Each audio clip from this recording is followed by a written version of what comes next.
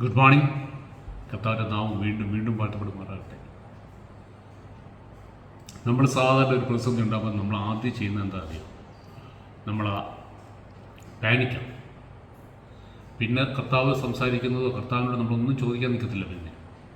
പിന്നെ നമ്മളതിൻ്റെ solutions, medically എന്ത് സൊല്യൂഷൻസ് കിട്ടാവുന്നുള്ളതിനെക്കുറിച്ച് പിന്നെ നമ്മൾ ഓട്ടം. പിന്നെ നമ്മുടെ ആശ്രയം മുഴുവൻ മെഡിക്കൽ സയൻസാണ്. നമ്മളൊരു പരിധി കൂടെ പറയും കർത്താവാണ് ഇതിൽ കൂടെ ഇടപെടുന്നതൊക്കെ പറയുമെങ്കിലും കർത്താവിൽ ആശ്രയത്തെ നമ്മുടെ അങ്ങ് മാറും. അല്ല, ശ്രദ്ധിച്ചോ? പക്ഷേ കർത്താവിൻ്റെ കൃപ കൊണ്ട് എൻ്റെ കഴിവോ എൻ്റെ ശക്തിയോ എൻ്റെ വിശ്വാസമോ അല്ല കേട്ടോ. കർത്താവിൻ്റെ കൃപ കൊണ്ട് എന്നെ കുറേ നാളായിട്ട് കർത്താവ് ഇങ്ങനെ ട്രെയിൻ ചെയ്തുകൊണ്ടിരിക്കുകയായിരുന്നു. നിങ്ങൾ ഈ എപ്പിസോഡ് ശ്രദ്ധിച്ചറിയാം. നമ്മൾ സംസാരിച്ചുകൊണ്ടിരുന്ന കാര്യങ്ങൾ മുഴുവൻ ഇപ്പോൾ പ്രാക്ടീസ് ചെയ്യാം. ഞാൻ പ്രാക്ടീസ് ചെയ്യാൻ തുടങ്ങി. അതായത് 1, പരിശുദ്ധാത്മാവിനാൽ നടത്തപ്പെടുക. 2, കർത്താവിൻ്റെ അക്സെപ്റ്റൻസും കർത്താവിൻ്റെ അപ്രൂവൽ 2ആണ്. 3, വിച്ച് ഈസ് സോൾ ഏതാണ്, സ്പിരിറ്റ് ഏതാണ്, പിന്നെ കർത്താവിൽ ആശ്രയിക്കുന്നത് എങ്ങനെയാണ്. ഇതൊക്കെയാണ് നമ്മൾ കഴിഞ്ഞ ഇടയിൽ സംസാരിച്ചുകൊണ്ടിരുന്നത്. നമ്മൾ കർത്താവിനെ ശരിക്കും സ്നേഹിക്കുന്നുണ്ടോ? അപ്പോൾ തിയറി മാത്രം അറിഞ്ഞാൽ മതിയോ?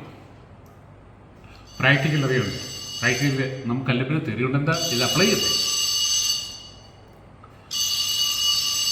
അപ്പോൾ ഞാൻ വചനം വീണ്ടും വായിക്കാം. ഫിലിപ്പിയർ 4:6. Don't worry about anything. അപ്പോൾ ഒരു പ്രതിസന്ധി വന്നു, ഒരു മാരകമായൊരു ടെസ്റ്റ് റിസൾട്ട് വന്നു. ഉടനെ ഓർത്തണം, don't worry about anything. Instead pray about everything. പകരം എല്ലാത്തിനും വേണ്ടി പ്രാർത്ഥിക്കുക. അപ്പോൾ 1, ഡോണ്ട് വറി അബൌട്ട് എനിത്തിങ്. ആദ്യം ചെയ്യേണ്ടത് ഞാൻ ചെയ്തതാണ്. ഞാൻ എൻ്റെ വറിയിങ് നിർത്തി. Instead pray about everything. ഞാൻ കർത്താവിനെ അറിയിച്ചു, കർത്താവിനെ പ്രാർത്ഥിക്കാൻ തുടങ്ങി. കർത്താവെ, എനിക്കിത് പറ്റത്തില്ല. എന്നിട്ട് അടുത്ത വചനം പറയണം, tell God what you need. Tell God what you need. കർത്താവിനോട് പറ, നിനക്ക് എന്താ ആവശ്യം. ഞാൻ പറഞ്ഞു, കർത്താവെ, എനിക്ക് ഈ സർജറി കൂടെ കടന്നു പോകാൻ വയ്യ. ഷൂമയാനത് വയ്യ. And thank him for all he has done. നമ്മുടെ ജീവിതത്തിൽ ചെയ്ത എല്ലാത്തിനും നന്ദി പറ. നമ്മുടെ ജീവിതത്തിൽ നടന്നു മുഴുവൻ നമ്മുടെ നന്മയ്ക്ക് എല്ലാത്തിനും നന്ദി പറ. ഇനി അടുത്തത് 7ാമത്തെ വാക്യം. ഇഫ് യു ഡു ദിസ്, നിങ്ങൾ ഇങ്ങനെ ചെയ്താൽ, ഞമ്മല്ലേ എനിക്കുണ്ടായ അനുഭവം ഞാൻ ഷെയർ ചെയ്യുക. നമ്മുടെ എല്ലാ ജീവിതത്തിലും നമ്മൾ പല പ്രതിസന്ധി കൂടെ കടന്നു പോകേണ്ടി വരും. ചിലപ്പോൾ നമ്മൾ ഉദ്ദേശിക്കുന്നതിൻ്റെ അപ്പുറമായിരിക്കും, ചിലപ്പോൾ ചെറുതായിരിക്കും. പക്ഷേ ഏത് പ്രതിസന്ധിയാണെങ്കിലും പാനിക്കാകരുത്. പക്ഷേ നമ്മൾ don't worry about anything. Instead അതിനുവേണ്ടി പ്രാർത്ഥിക്കുക.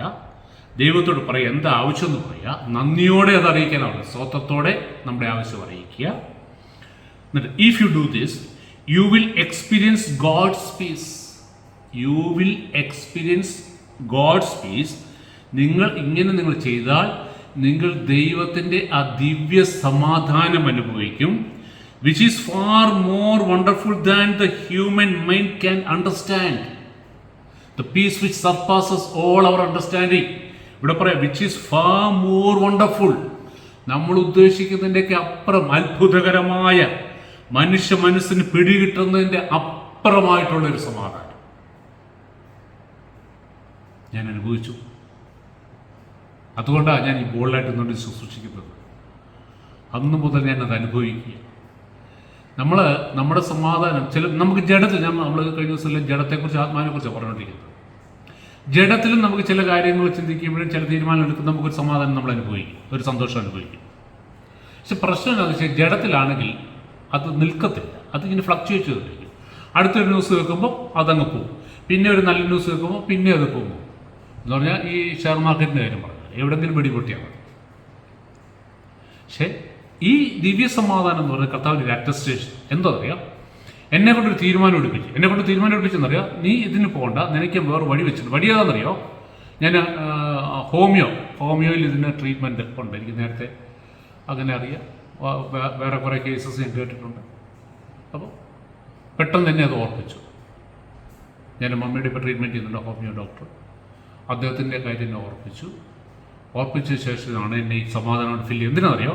എൻ്റെ ആ തീരുമാനം തെറ്റല്ല, അത് ഞാൻ തന്ന തീരുമാനം. നമ്മൾ ഒരു കർത്താവിൽ നിന്നാണോ ഒരു തീരുമാനം എന്നറിയുന്നത് 3 കാര്യങ്ങൾ കൊണ്ടാണ്. ഇത് വർഷങ്ങൾക്ക് മുമ്പ് ഞാനൊരു വലിയ ദൈവാസനം കേട്ടാണ്. 3 കാര്യങ്ങൾ അലൈൻഡായിട്ട് വരുമ്പോൾ നമുക്കറിയാം ഇത് കർത്താവിൽ നിന്നാണോ അല്ലയോ എന്നുള്ളത്. അല്ലെങ്കിൽ ചിലപ്പോൾ നമ്മുടെ തീരുമാനമായിരിക്കും.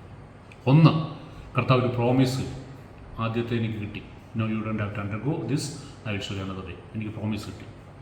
രണ്ട്, കർത്താവിൻ്റെ ദിവ്യ സമാധാനം കൊണ്ട് നമ്മളെ നിറയ്ക്കും. ദിവ്യ സമാധാനം എന്ന് പറഞ്ഞാൽ ഞാൻ പറഞ്ഞില്ലേ, it is beyond explanation, imagination. എൻ്റെ എല്ലാ പ്രശ്നങ്ങളും തീർന്നു. ഞാൻ പറഞ്ഞില്ലേ, ന്യൂസ് സാഹചര്യം അങ്ങനെ മാറാൻ നിൽക്കി, സാഹചര്യമൊന്നും മാറിയിട്ടില്ല, സൗഖ്യമൊന്നും കിട്ടിയില്ല. അതാണ് സകല ബുദ്ധിയെയും കവിത സമാധാനം എന്ന് പറഞ്ഞാൽ നമ്മുടെ ബുദ്ധി പ്രകാരം നോക്കിക്കഴിഞ്ഞാൽ സാഹചര്യമെല്ലാം സെയിമായിട്ട് നിൽക്കുകയാണ്, നമുക്ക് സമാധാനിക്കുന്ന ഒരു വകുപ്പുമില്ല. അതാ ഈ സകല ബുദ്ധിയെ കവിത സമാധാനം. അത് ജഡത്തിൽ അത് അനുഭവിക്കാം, അത് കുറച്ച് സമയത്തേ കാണത്തുള്ളൂ. ആത്മാവിൻ്റെ ആണെങ്കിൽ, കർത്താവിൻ്റെ തീരുമാനമാണെങ്കിൽ അതിനോടുകൂടി കർത്താവ് ഒരു സമാധാനം തരും. കാരണം എന്തിനാണ് ഉറപ്പിക്കുക, നീ തെറ്റിപ്പോയിട്ടില്ല. എനിക്ക് 100% ഉറപ്പായി. ഞങ്ങൾ ഇപ്പോഴും എൻ്റെ ക്ലോസ് റിലേറ്റീവ്സിന് അത് മനസ്സിലായിട്ടില്ല, എങ്ങനെ കൺവിൻസ് ചെയ്യുമെന്ന് എനിക്കറിയത്തുള്ളൂ. ഞാൻ അതിൽ സന്തോഷിച്ച് സമാധാനിച്ച് സ്വസ്ഥതയോടെ ഇരിക്കും. അതിനുശേഷം ഞാൻ ആ സമാധാനത്തിൽ വന്നു. ഞാൻ ഡിറ്റൈഡ് ഇത് ഷെയർ ചെയ്തു, ഞാൻ ബ്രദറിനോട് ഷെയർ ചെയ്തു. അപ്പം എല്ലാവരും ഇങ്ങനെ മനസ്സോടെ ആർക്കും അങ്ങോട്ടൊരു പൂർണ്ണ തൃപ്തി വരുന്നില്ല. ഞാൻ അന്നേരം പറഞ്ഞു, നമുക്കൊരു കാര്യം, ഡിസ്ചാർജ് മേടിച്ചിട്ട് പോയിട്ട് ആലോചിക്കാം.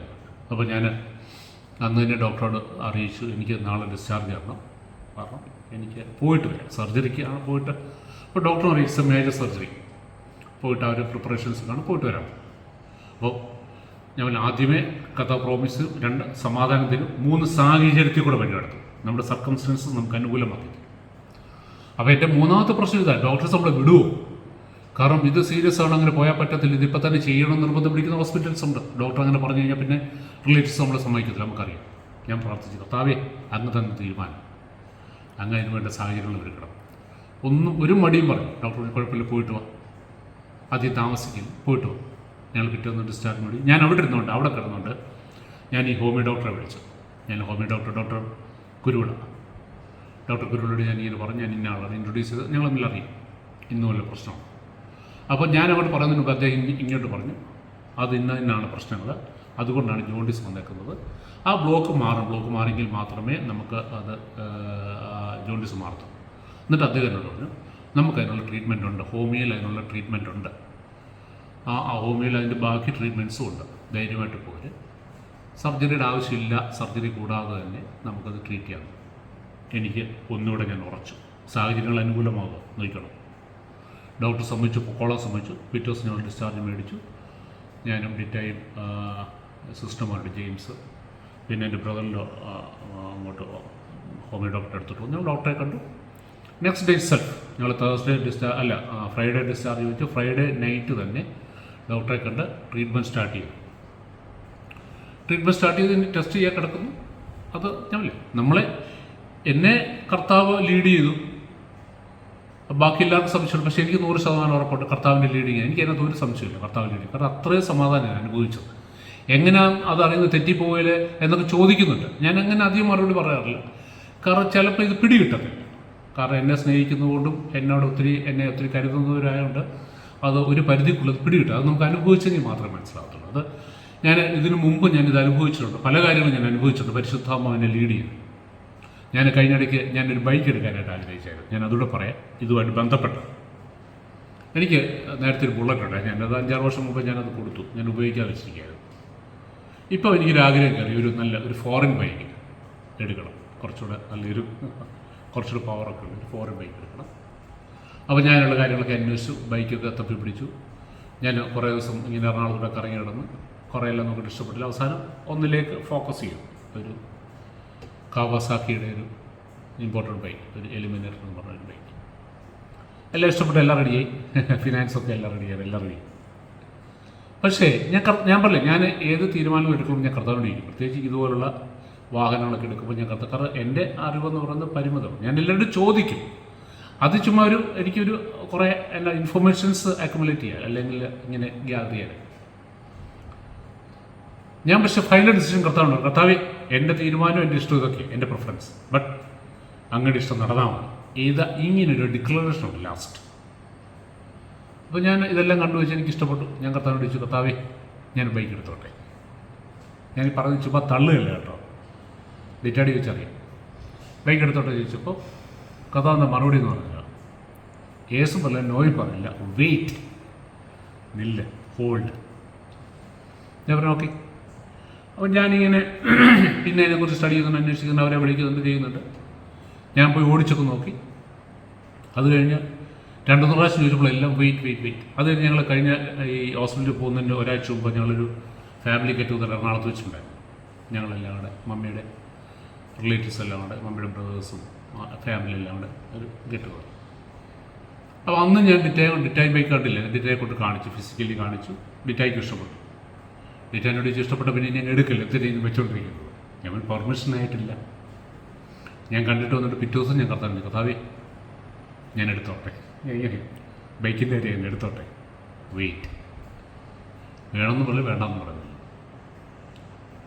അപ്പം നോക്കി, ഇപ്പം എനിക്ക് ഏതായാലും കുറച്ച് നാളത്തേക്ക് എനിക്ക് ഈ ജോണ്ടിസ് മാറുന്ന വരെയെങ്കിലും മിനിമം എനിക്കത് ഓടിക്കാൻ പറ്റത്തില്ല. അത് എത്ര നാളെന്നൊന്നും എനിക്കറിയത്തില്ല. കർത്താവ് അതിനൊരു പീരീഡ് വെച്ചിട്ടുണ്ട്. ഞാൻ ഈ പുതിയ വണ്ടി എടുത്തിട്ട് ഇവിടെ മൂടി പതിപ്പിച്ചു. ഇത് കണ്ടുകൊണ്ടിരുന്ന എൻ്റെ സങ്കടം ആലോചിച്ചു. എനിക്കിത് ഉപയോഗിക്കാൻ പറ്റാതെ ഇവിടെ മൂടി പതിപ്പിച്ച് അത്രയും പൈസയും കൊടുത്ത് ഇവിടെ വെറുതെ വെക്കാൻ കർത്താവ് സമ്മതിക്കുമോ? അതേസമയം ഞാൻ കർത്താവിനോട് ഇപ്പം ഞാൻ ആദ്യം ഡിറ്റൈഡ് കർത്താവ് വെയിറ്റ് എന്ന് പറയുന്നത് ഒന്നിനെ ടെസ്റ്റ് ചെയ്യാം. എൻ്റെ ഈ ചോദ്യം ജെന്യുവിനാണോ? കർത്താവെ ഞാൻ ബൈക്ക് എടുത്തോട്ടെ എന്ന് ചോദിച്ചിട്ട് കർത്താവ് വെയിറ്റ് എന്ന് പറഞ്ഞാൽ വെയിറ്റ് ഞാൻ ചെയ്യുമോ എന്ന് കർത്താവ് നോക്കുക. അതായിരുന്നു എൻ്റെ വിചാരം. അല്ലെങ്കിൽ എന്നെ ഡൈവേർട്ട് ചെയ്യുക വേറെ ഇതിലോട്ടോ അല്ലെങ്കിൽ വേറെ എന്തെങ്കിലും കാര്യത്തിലോട്ടോ എന്നിട്ട് എനിവേ ഞാൻ വെയിറ്റ്. കാരണം ഞാൻ ചോദിച്ച ജെന്യുവിനായിട്ടാണ്. ഈ കർത്താവിൻ്റെ പെർമിഷൻ ഇല്ലാതെ എനിക്കത് വേണ്ട. ഞാനല്ലേ കുറേ വർഷമായിട്ട് എൻ്റെ ഒരു രീതി അതാണ്. Those who are led by the spirit of God are the children of God. നമ്മൾ പ്രാർത്ഥിക്കുമ്പോൾ കേൾക്കുന്ന എല്ലാ ശബ്ദവും കർത്താവിൻ്റേതല്ല കേട്ടോ. നമ്മുടെ മൈൻഡ് നമ്മളോട് സംസാരിക്കും, പിശാച് സംസാരിക്കും, കർത്താവ് സംസാരിക്കും. കർത്താവ് സംസാരിക്കുമ്പം നമ്മളത് ഡിസേൺ ചെയ്യും. ഇപ്പം എൻ്റെ മൈൻഡ് സംസാരിക്കുന്നതിൽ ഉറപ്പായിട്ടും നീ പോയി എടുത്തു, അതിനെന്താ, നീ എൻ്റെ മകനല്ലേ, അതിനിപ്പോൾ എന്നാ നിനക്ക് നിൻ്റെ സന്തോഷമല്ല എൻ്റെ സന്തോഷം. ഇതൊക്കെ നമ്മുടെ മൈൻഡും പിശാചും പറയും. അവിടെ ഇരിക്കും, ഷെഡിലിരിക്കും. ഞാൻ ചോദിച്ച ജെന്യുവിനാണെന്നുള്ള കർത്താവിന് അറിയായിരുന്നു. ഞാൻ പറയുന്നത് എങ്ങനെയാണ് പരിശുദ്ധാത്മാവ് ഒരു ശബ്ദം കേൾക്കുന്നത്, ലീഡിങ് കേൾക്കുന്നത് എന്ന് ഒന്ന് എക്സ്പ്ലെയിൻ ചെയ്യും. അപ്പോൾ നമ്മൾ deny your self, take up the cross and follow me എന്ന് പറയുമ്പോൾ ആദ്യം നമ്മുടെ ഇഷ്ടം അവിടെ നോട്ടിലാക്കണം. എന്നിട്ട് കർത്താവിനോട് കർത്താവ് അങ്ങ് എന്ത് പറയുന്നത് ഞാൻ അതനുസരിച്ചോളാം. അന്നേരം മാത്രമേ കർത്താവ് സംസാരിക്കുന്നില്ല കേട്ടോ. ഞാൻ കർത്താവിനോട് ചോദിച്ചു പെർമിഷൻ, ഞാനൊരു തീരുമാനം എടുത്തു, ഈ ബൈക്ക് എന്താണെങ്കിലും ഞാൻ എടുക്കും, എൻ്റെ പ്രസ്റ്റീജ് ഇഷ്യൂ. എന്നിട്ട് ഞാൻ കർത്താവേ ഞാൻ ഈ വണ്ടി എടുത്തോട്ടെ. കർത്താവ് മിണ്ടത്തില്ല, ഒരക്ഷരം കർത്താവ് പറയത്തില്ല. കാരണം എന്താ, എൻ്റെ സെൽഫ് സ്ട്രോങ്ങാണ്. ഞാൻ എൻ്റെ സെൽഫിൽ ഞാൻ ഡിസൈഡ് ചെയ്ത് കഴിഞ്ഞു. പിന്നെ ചുമ്മാ ഒരു ഭംഗിക്ക് ചോദിക്കുക, കർത്താവ് മിണ്ടത്തില്ല. ബാക്കി അടുത്ത എപ്പിസോഡ് കർത്താവ് ഇരിക്കും.